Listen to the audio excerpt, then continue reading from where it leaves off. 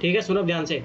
स्त्री पुरुष के समान सरोकारों को शामिल किए बिना विकास अधूरा है। अच्छा चलो, मैंने भी इसी पे लिखा था। चलो ठीक, अब देखते हैं इसने ऐसे कैसे। सर? हाँ, इस संडे में भी लिख के आया था ना। ठीक है, स्त्री को न देवी मानने की जरूरत है न पूजने की, बल्कि स्त्री का सम्मान करना और उसे बराबर का अधिकार देना जरूरी है। वाह वाह, क्या लाइन मारी है सावित्री बाई फुले। कहाँ से टापा रे लाइन है? कहाँ से टापा बताइए? बहुत अरे अच्छी। सावित्रीबाई फुले की है ये। वो तो मुझे पता है, परंतु आपको याद तो नहीं होगी इतना। मैं इतना भी मैं गारंटी के साथ कह सकता हूँ। इसमें से नहीं, मैंने 2 लाइन देखी थी, एक और आएगी लास्ट में, एक वो एक ये हाँ, वो देखी पकड़ में आ जाती है ना। चलो ठीक है, बहुत अच्छा लाइन है, खुश हुआ। ठीक है, अगला। अब देखो, ये गलती ये कौन सुधारेगा? ये बचपन चल रहा है क्या तुम्हारा? जो वो पहले उसमें व्हाइटनर ठीक है, आगे देखो। सावित्रीबाई फुले जी का वक्तव्य का अर्थ है, वक्तव्य से स्पष्ट है, जिस प्रकार समाज में पुरुषों को अधिकार प्राप्त है उसी प्रकार, और ये देखो, ये यहाँ पे नहीं आएगा, थोड़ा सीखो कहाँ आता है कहाँ नहीं आता है, समझा करो थोड़ा एनसीईआरटी पढ़ते वक्त। उसी प्रकार और ये नहीं आएगा, फिर वो और ये वाला आएगा, ये थोड़ा समझो। और पुरुषों के समान नहीं, मैंने उसी बनाती होगी क्या? नहीं, मैं नहीं 4 की तरह बना देती हूँ और को। तो काहे बना देती हो? अभी आदत होगी ना, अभी धीरे धीरे सुधार रही हूँ। ठीक है, पुरुष के समान स्त्री को भी अधिकार प्राप्त हो, जिस प्रकार पुरुष एक साधारण मानव है उसी प्रकार स्त्री भी एक साधारण मानव है, जिससे इस संसार में अहम भूमिका है। पुरुष की जननी स्त्री है। और देखो, मैं फिर बता रहा हूँ, ये इंटरलिंकेज ढूंढिए, आप लोग नहीं ढूंढ पा रहे ये चीज़ें। पुरुष की जननी स्त्री है, और अगर स्त्री को ही पुरुष से कम माना या समाज में समान अधिकार नहीं दिए गए तो समाज की हानि ही नहीं अपितु विकास में भी बाधक होगी। ठीक है जी, आगे बढ़िए। कैसे बाधक है? क्योंकि यदि स्त्री और पुरुष एक साथ समान दूरी पर नहीं चलेंगे तो समाज का अस्तित्व ही खतरे में होगा। इसमें कोई दो राय नहीं है कि स्त्री पुरुषों से कम है। जब प्रथम विश्व युद्ध में पुरुषों को युद्ध पर जाना पड़ा था तो स्त्रियां ही पुरुषों के काम करने के लिए आगे आई, और उन्होंने बखूबी वह सारे काम किए जो पुरुष करते थे, तथा सबकी पूर्ण धारणा थी कि स्त्री बस घर तक सीमित है, और नकारा तथा कई युद्धों में भी हिस्सा लिया, जिसके बाद 1920 में अमेरिका में उन्हें वोट देने का अधिकार मिला और 1928 में इंग्लैंड में मताधिकार प्राप्त किया। ये फैक्ट पक्का सही है? हाँ, चलो ठीक है। इससे एनसीईआरटी में पढ़ा था। हाँ, 6 में। चलो ठीक है। इससे सिद्ध होता है कि स्त्री पुरुष सम्मान के ये क्या है? ये बढ़ा यहाँ से आ गया, ये यहाँ से आ गया, ये यहाँ से आ गया, ये क्या है? वो मैं भूल जाती थी ना। इससे सिद्ध होता है कि स्त्री पुरुष सम्मान के सरोकारों को शामिल किया जाना चाहिए। महिला आज समाज के प्रत्येक पक्ष में अग्रणी भूमिका निभा रही है। जैसे आर्थिक क्षेत्र में सहकारी संघ बनाकर देश की आर्थिक गतिविधियों में भाग लेकर वह आज व्यापारिक क्रियाकलाप में भाग लेकर, जिसमें बेरोजगारी में रोजगार। ठीक है, पहले थोड़ा नाम लिखो, कौन क्या कर रहा है? मैंने आगे लिखा था।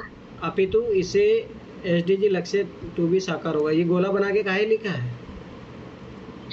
क्या ये गोला बना के काहे लिखा है उसको वो कोष्टक में लिखा था, कोष्टक में। काहे उसको लाइन नहीं बना क्योंकि मैंने अलग से लिखा था ना मैंने। अरे वाक्यांश में लिखा करो। ठीक है, छोड़ो। तथा आत्मनिर्भर बन रही है, जिसमें 2019 की विश्व आर्थिक मंच की एक रिपोर्ट में भारत की स्थिति पहले से बेहतर देखी गई है। एक रिपोर्ट के अनुसार यदि महिलाओं की हिस्सेदारी 50% आर्थिक क्षेत्र में बढ़ा दी जाए तो देश की GDP 28% तक बढ़ सकती है, जिससे स्पष्ट है कि स्थिति किसी भी स्थिति में पुरुष से कम नहीं है। अब मैं फिर बता रहा हूँ, तुम ऐसे की जो थीम है ना, वहाँ से भटक गए हो। अब आप अपने मन के अकॉर्डिंग लिख रहे हो, अब जाके पढ़ो ऐसे की थीम क्या है। स्त्री पुरुष के समान सरोकारों को शामिल किए बिना विकास अधूरा है। कैसे? आपको ये क्लियर कट करना होता है, आप अपने अनुसार कुछ भी लिखे जा रहे हो। स्त्रियों की भागीदारी सिर्फ आर्थिक क्षेत्र तक ही नहीं है, राजनीतिक क्षेत्र में भी अहम रही है। 1967 में देश की प्रथम महिला प्रधानमंत्री जिन्होंने देश में राजनीति में अहम भूमिका निभाई। एक कितना काटा पेटी करती हो, काट के फेंक देगा किताब को पीछे पढ़ने वाला भी। अहम भूमिका निभाई। अपितु प्रथम परमाणु हथियार के बनाने में देश की परमाणु हथियार मुक्त देशों की सूची में शामिल। देखो, तुम्हारा सेंटेंस फॉर्मेशन गड़बड़ा रहे हो। तथा देश की दूसरी महिला और देश की प्रथम राष्ट्रपति जी आज वर्तमान में श्रीमती निर्मला सीतारमण गलत निकल। राष्ट्रपति लिखा है सर। अरे नहीं, मैंने कॉमा लगाया है ना, निर्मला सीतारमण तो अलग से लिखा है। राष्ट्रपति का नाम याद ना तुम्हें? और नहीं द्रौपदी मुर्मू को भूल गई तुम? नहीं, मैंने तो उनका लिखा था, वो प्रतिभा पाटिल का लिखने वाली से भूल गई होगी। यही करो तुम, न केवल सभी विकास। हाँ, ये क्या चल रहा है यहाँ पे? ये क्या चल रहा है? ये सपना गलतियां सुधारो, ये बहुत बड़ी गलती है। योगदान दिया पे तो यह भी सिद्ध किया है मैं स्त्री किसी भी क्षेत्र में पुरुषों से कम नहीं है। यह कथन अगर विज्ञान के क्षेत्र में देखें तो स्त्री विज्ञान में भी एक अहम भूमिका अदा कर रही है। माना गया है कि महिलाएं शोधार्थियों की संख्या 2014 में, ये कहाँ से डाटा उठाया? गूगल। मैंने पहले देख लिया था। यही करो तुम, मैं नंबर दूंगा ही नहीं। वहीं अगर टेक्नोलॉजी अंतरिक्ष क्षेत्र में भी स्त्री योगदान कम नहीं है तो भारत की पहली बेटी कल्पना चावला एक भारतीय अमेरिकी अंतरिक्ष यात्री और अंतरिक्ष जिन्होंने अंतरिक्ष में जाने वाली प्रथम भारतीय महिला ने गौरव प्राप्त किया। बेटी ने स्त्री दुनिया के अलग अलग क्षेत्र तकनीक में योगदान दिया, जैसे मैडम क्यूरी, एडा एलुरेस, रेजेंट पिकलिन तकनीक विकसा में योगदान। ये अच्छी बात है कि आपने वर्ल्ड का भी इसमें किया है, ठीक। और याद रखो ऐसी की थीम क्या थी इसमें, समझ। हाँ ठीक है, वर्ल्ड लेवल पे लेके जा सकते हो। मेरे को पुरुष और स्त्री के दोनों लेके चलने थे ना। हाँ, सबाई सी बात है। वहीं महिलाओं की समाज में भूमिका की बात करें तो महिलाएं परिवार बनाती है, परिवार से घर बनता है और समाज घर से बनता है। समाज ही देश बनाता है। इसका सीधा अर्थ यहाँ की महिलाओं की भागीदारी के बारे में बोले तो समाज महिलाओं के बिना अस्तित्वहीन है तथा परिवार से महिलाओं को बराबर अधिकार और सम्मान देने का हमारे ग्रंथों संस्कृति में दिया। जैसे मनुस्मृति में स्त्री के लिए बात बोली, मनुस्मृति का नाम मत लिख देना। यत नरस्ते पूजन्ते रमन्ते तत् देवता, यत नरस्ते पूजन्ते सरस। ये गलत है। ये कहाँ से टापा था बताइए? ये गलत टापा है। ये टीपा नहीं है, ये तो मेरे को याद है। पर ये मैं पक्का बता रहा हूँ, ये लाइन है ही। मैं भी यही लिख के आता हूँ, यत नरस्ते पूजन्ते रमन्ते तत्र देवता। मैं इतना ही लिखता हूँ, इतना आगे नहीं लिखता हूँ। ये लाइन मुझे तो बहुत सारी है ये। तो वो नहीं होते, एक ही लाइन लिखनी होती है उसकी, ठीक है। जिसका अर्थ है कि जिस कुल में नारियों की पूजा था, सत्कार सम्मान होता है, उस कुल में गुण भोग संतान और परिवार विकास निश्चित। और जिस कुल में स्त्री का अपमान होता है उस अधिकार नहीं। तुम्हारा सेंटेंस फॉर्मेशन बहुत खराब जा रहा है। कहा जाता है कि मनुष्य को पहली गुरु उसकी माँ होती है। तुम अपने मन से कहीं पे भी कुछ भी शुरू कर रही हो, सिस्टमेटिक मेहनत से नहीं जाते हो आप। इकोनॉमी, पॉलिटी, ज्योग्राफी, इस तरीके से आप सिस्टमेटिक मेहनत से नहीं जाते। कहा जाता है कि मनुष्य की पहली गुरु उसकी माँ होती है। अब देखिए क्या है, काटा पीटी, हर जगह काटा पीटी। तो संतान में नैतिक गुण अवगुण तथा जीवन में सही राह पर चलना सिखाती है। अगर शिक्षित है तो संतान संभवतः एक सफल जीवन में अग्रसर होने अग्रणी बनता है। गांधी जी ने यह भी वाक्य बोला कि जब आप एक पुरुष को शिक्षित करते हो तो आप केवल एक मानव को शिक्षित करते हैं, परंतु जब आप एक महिला को शिक्षित करते हो तो पूरे समाज को शिक्षित करते हो। तथा एक शिक्षित महिला सशक्तिकरण में अहम भूमिका निभाती है। एक शिक्षित महिला शोषण से मुक्ति की मांगी। अब जाके अच्छा है। ये थोड़ा है ना, जब पीडीएफ बनाते हो ना तो उसमें स्क्रॉल किया करो, वो तुम्हारी साइड से हो सकता है। बीच जो अपने अधिकार और समानता के लिए लड़ना सिखाती है और अधिकार पुरुषों को उनसे अधिकार पाने में जागरूक पढ़ती, जिसका उच्चारण एक स्त्री के रूप में है, जैसे समस्त प्राणी जात का अस्तित्व है। वर्तमान संकट दौर में महिलाओं ने अपना योगदान पर्यावरण बचाने की परिस्थिति में दे रही है। जैसे ग्रेटा थुनबर्ग से लिया वो। हाँ वही है थुनबर्ग, 13 वर्षीय। ठीक है। अतः कहा जा सकता है कि जब स्त्री पुरुषों के मुकाबले प्रत्येक क्षेत्र में समान भूमिका निभा रही है और निभाती आई है तो स्त्री पुरुष के समान सरोकार में भेदभाव क्यों? इसलिए जीवन के प्रत्येक पक्ष में तथा समाज के प्रत्येक पक्ष में स्त्री का समान योगदान रहा तो उसे पुरुषों के समान अधिकार मिलने चाहिए। इसे विकास में निरंतर गतिशीलता आए। परमात्मा की प्राप्ति स्त्री पुरुष सभी समान के रूप से कर सकते हैं। कल्याण पक्ष में स्त्री को वही स्थान है जो पुरुष का गीता पुरुष का भेद नहीं करती। ये क्या है? ये जी गीता जी ने लिखा था, मुझे नहीं पता वो कौन है। तो इसके मतलब तुमने टाप।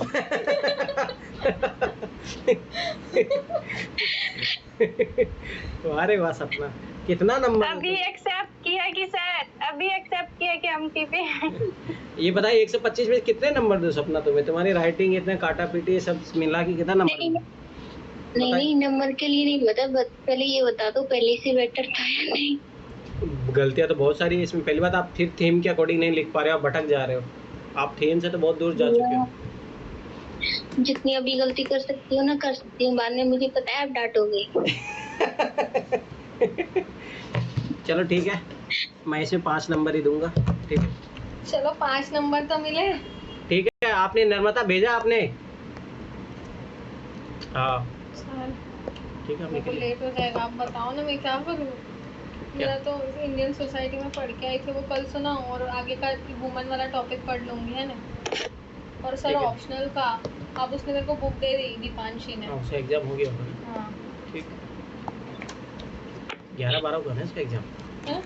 हाँ लेकिन वो शायद बुक रख के चली गई, उसने कहा मुझे मैसेज करके हमने डेस्क पे बुक रख दी, तो मैं कल वो फर्स्ट वाला चैप्टर खत्म करके आऊंगी, है ना, मॉडर्निटी वाला। साथ देखो शिफ्ट करने नीचे चल रही है। हो ना, दिक्कत ना।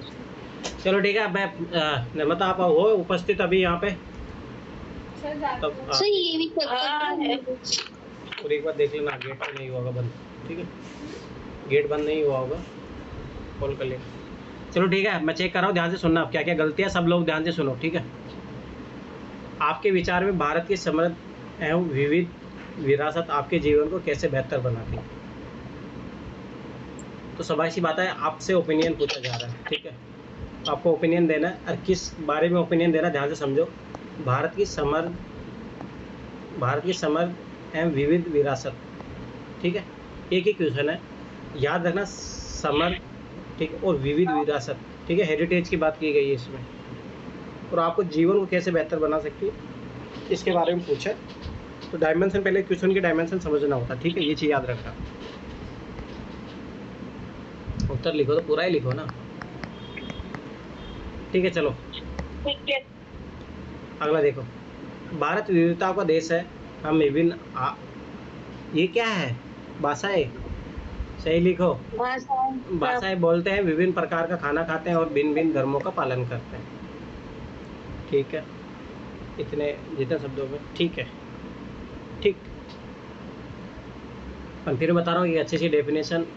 अरे मैं अभी कितनी बार बोल रहा हूँ कि भैया आंसर राइटिंग करते हो तो आप देख के लिखो, कोई दिक्कत नहीं है।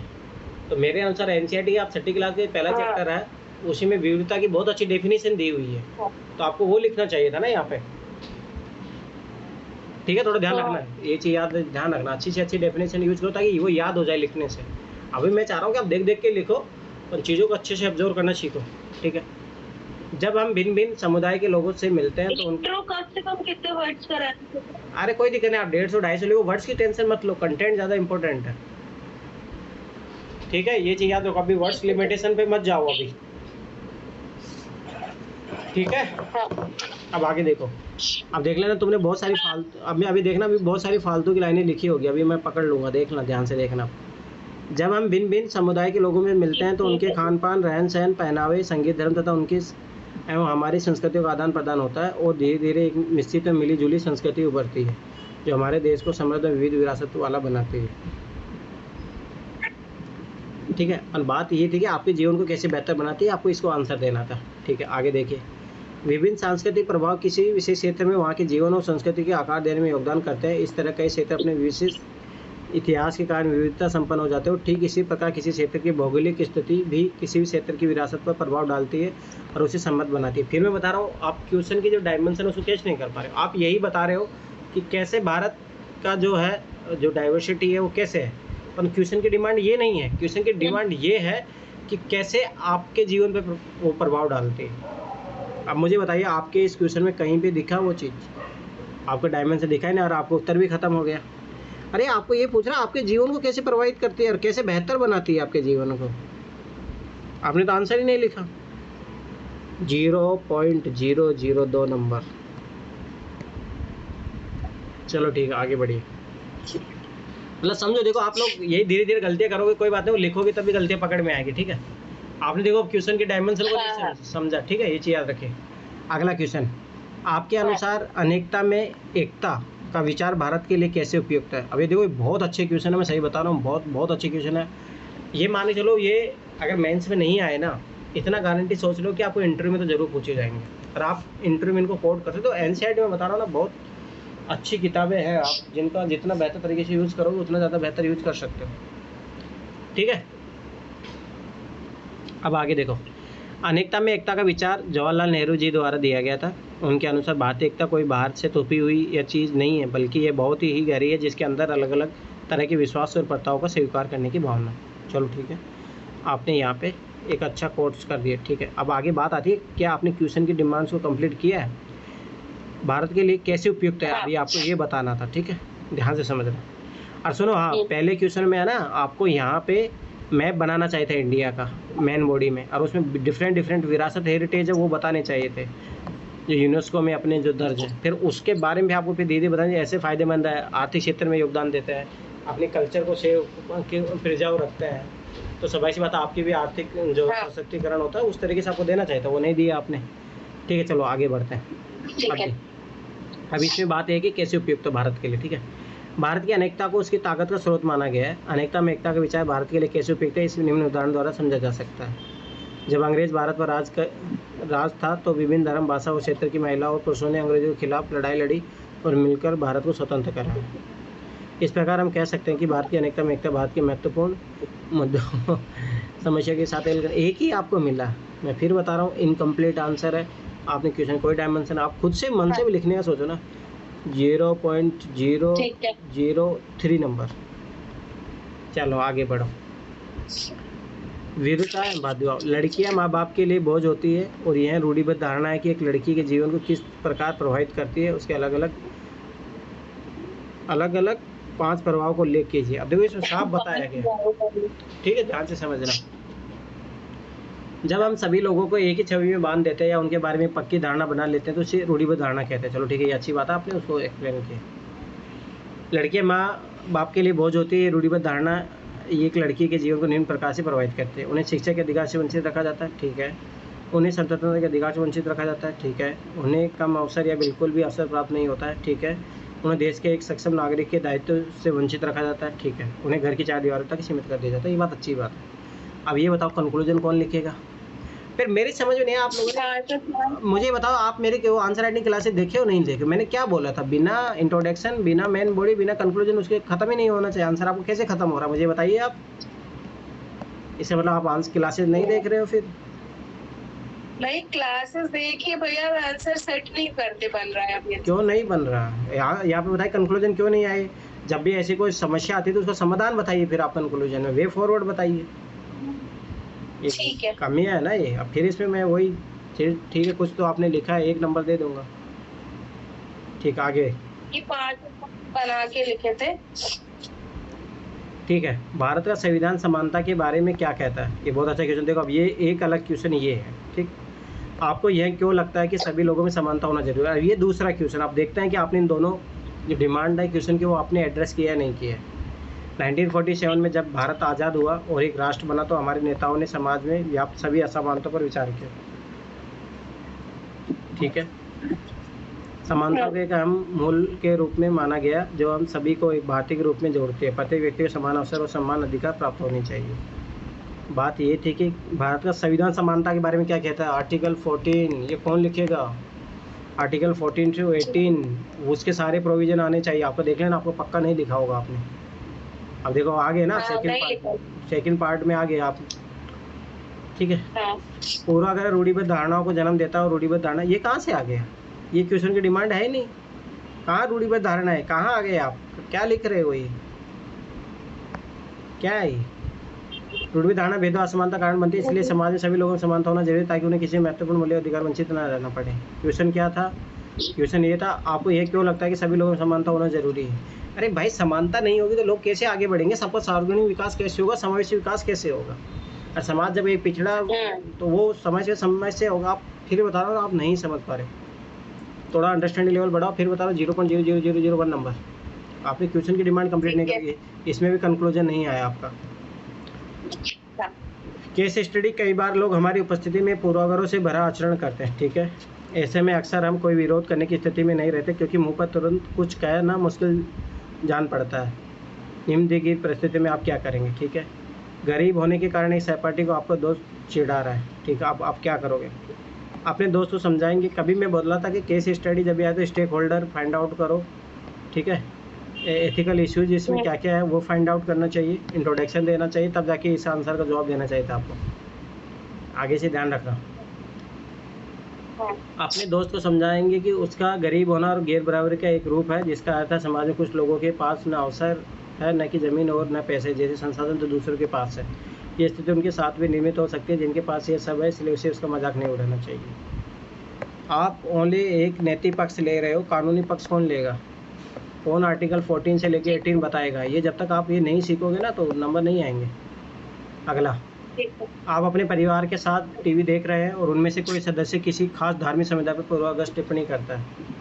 मैं उन्हें समझाऊंगी कि पूर्वाग्रह का मतलब किसी व्यक्ति के बारे में एक राय बनाकर उसे अपने मस्तिष्क में जगह देना, जबकि ऐसे नहीं है। किसी एक धार्मिक समुदाय पर पूर्वाग्रह टिप्पणी करना उसके धर्म में हमारी विविधता दोनों का अपमान करना होगा तथा संविधान में सभी धर्मों के आदर की बात कही गई है। ठीक है। अच्छा, लड़के पर फिर बता रहा हूँ, कानूनी जो है आर्टिकल तो उसको मेंशन करने का प्रयास किया करो। मुझे कोई एक्ट तो उसको मेंशन करने का प्रयास करो आप, तो वो ज़्यादा बेहतर रहेगा। अगला, लड़के पर ठीक है। टिप्पणी कर रहे हैं कि लड़कियां उनकी तरह नहीं खेल सकती। प्रथम दृष्टया मैं उन लड़कों को समझाऊंगी कि उसका इस तरह टिप्पणी करना गलत है, क्योंकि हमारे समाज में व्याप्त पूर्वाग्रह के कारण एक लड़की ने और लड़के में पर्याप्त विभेद व्याप्त और ये विभेद लड़कियों में समान अवसर प्राप्त नहीं कर पाते। फिर इनकम्प्लीट आंसर। नम्रता, मैं बस इस चीज़ के लिए आपको प्रशंसा करना चाहूँगा कि आपने आंसर लिखा, सबसे बड़ी बात। पर कमियाँ बहुत है। अब ये मान के चलो आपने 1% भी नहीं सीखा आंसर राइटिंग लिखना। ठीक है। मैं ठीक कितनी है। बार बोलाऊंगी, जब भी आंसर लिखते हो तो चाहे नेट पे सर्च करो, कहीं पे भी देखो, पढ़ के लिखो, पर देख के लिखा करो। अभी लिखने की स्टेज में देख के लिखो। ठीक है। और किसी ने लिखा है? और किसी का चेक? तो मैं भेज रही हूँ ये वाले क्वेश्चन, तो आपके कहाँ पे है? अभी भेज रही हूँ, रुको। चलो ठीक है, कल चेक कर लेंगे, कोई दिक्कत नहीं। ठीक है। फिर आप सब लोग अपनी अपनी पढ़ाई कीजिए। ठीक है। कल भेज दो आप पीडीएफ बना के, अच्छे से भेजना। ये गलती नहीं, आज भेजे उल्टा सुल्टा, वैसे नहीं। ठीक है। अच्छे से पीडीएफ बना के भेजना कल। मैंने सही भेजा था, वो अपने आप ही हो गया था। ऑटोमेटिक नहीं होता, आप करके भेजिए। हाँ बताइए।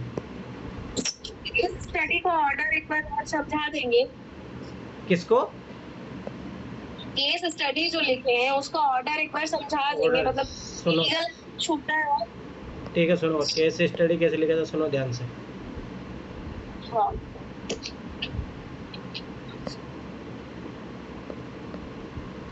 देखो, केस स्टडी में हमेशा याद रखना, जब भी केस स्टडी मान लो केस स्टडी दी हुई है तो सबसे पहले लिखा जाता है भूमिका। आप ठीक उसमें है। ये बता सकते हो कि केस स्टडी किसके बारे में है, क्या है, उसका एक इंट्रोडक्शन दे दो हाँ। आप ब्रीफ में। फिर आता है, सबसे पहले लिखा जाता है कि स्टेक होल्डर, कि उसमें कौन कौन प्रभावित हो रहा है। तो उसमें आप लिखा दो समाज तो सभी हर जगह प्रभावित होगा, प्रशासन हर जगह प्रभावित होगा, और जो भी ABC जो व्यक्ति है जो डायरेक्टली इन्वॉल्व है उसमें, वो IAS अधिकारी हो सकता है, वो पीड़ित व्यक्ति हो सकता है, कोई भी हो सकता है। स्टेक होल्डर लिखने चाहिए। फिर आपको लिखने चाहिए एथिकल इश्यू। इसमें कौन से नैतिक मुद्दे समाहित है? समानता का अधिकार हो गया, क्या लड़कियों समान जैसे उसमें था, कानूनी कुछ दुविधा हो गई, डायलेमा हो गया, एथिकल डायलेमा हो गई। इस तरीके से 3-4 आपको एथिकल इश्यू लिखनी चाहिए, इसमें इश्यू क्या है। फिर उसके बाद में केस बाय केस जाना चाहिए। अब जैसे मान लो इसमें आपका ओपिनियन माना गया कि आप क्या करोगे, तो आप हमेशा एक चीज़ याद रखना, जब भी आप कोई भी, देखो इसलिए बता रहा हूँ ना कि इन चीज़ों को डेली लाइफ में अपनाओ। आप कभी भी एक चीज़ याद रखना, सबसे पहला पक्ष होता है कानूनी। इसलिए तो अपन देखो रूल ऑफ द लॉ के तहत चलते हैं, तो सबसे पहले हथकंडा वही अपनाओ, रूल ऑफ द लॉ। कानून में क्या दिया है कि भाई अगर आप ऐसा भेदभाव करोगे तो ये कानून दिया है, ये सारी चीज़ें। कॉन्स्टिट्यूशन सबसे मेन इंपॉर्टेंट, आपको इसके अकॉर्डिंग चलना है, रूल ऑफ द लॉ के तहत चलना है। फिर उसके बाद में आप एथिकल बातें, कोई अच्छी बातें बता सकते हो, जैसे रामायण में, गीता में। इसलिए मैंने बोला था कि स्पिरिचुअल बुक पढ़ना, पर वहाँ पे भी बोला गया कि ऐसे भेदभाव नहीं करना चाहिए, गलत है। ठीक है। इस तरीके से फिर उसके बाद में एक पर्सनली आप एक केस स्टडी लेके एक एग्जांपल बता सकते हो। ठीक है। जैसे मान लो कि मेरा भाई चानू है, देखो उसने वेट लिफ्टिंग में वो जीता, तो आप बता सकते हो ऐसे नहीं है महिलाएं कमज़ोर है, देखो उन्होंने अपने आप को बताया, वेट लिफ्टिंग में उन्होंने जीता, तो ऐसे एग्जाम्पल डालो। तो ये सबसे बेस्ट तरीका होता है केस स्टडी। फिर आखिर में याद रखो, कंक्लूजन इसमें भी लिखा जाना चाहिए। ये हर आंसर का पार्ट होता है, ये चीज़ याद रखना। ठीक है। हाँ। चलो ठीक है। तो फिर कल सपना कल भेज देना, कल चाहिए। और वो सब लोग लिखो, और कहाँ नहीं, क्यों नहीं लिख रहे हो सब लोग? NCERT नहीं पढ़ रहे हो सब लोग? ठीक है। दूसरी बात, आप लोग मैं जो आंसर राइटिंग जो बताता हूँ, आप लोग उसे इन्वॉल्व नहीं करो। Diagram, flow chart, introduction, main body, conclusion, ये सब आप अप्लाई नहीं कर पा रहे हो। मैं सारी चीज़ में कितने बताया हूँ। ठीक है, धीरे धीरे सीखिए। आप बताइए आगे क्या देखना? आगे क्या देखना मतलब? अरे मैंने भेजी थी। ठीक है, तो कल देख लेंगे ना, अभी पढ़िए आप। भैया एक बार प्लीज देंगे आंसर राइटिंग वाली? क्या? आंसर राइटिंग वाली प्लेलिस्ट पूरी? आओ, मैं अभी भेज दूंगा। ठीक है, ठीक है। चलो ठीक है, चलो ठीक है, bye bye, good night. Good night. Good night, good night.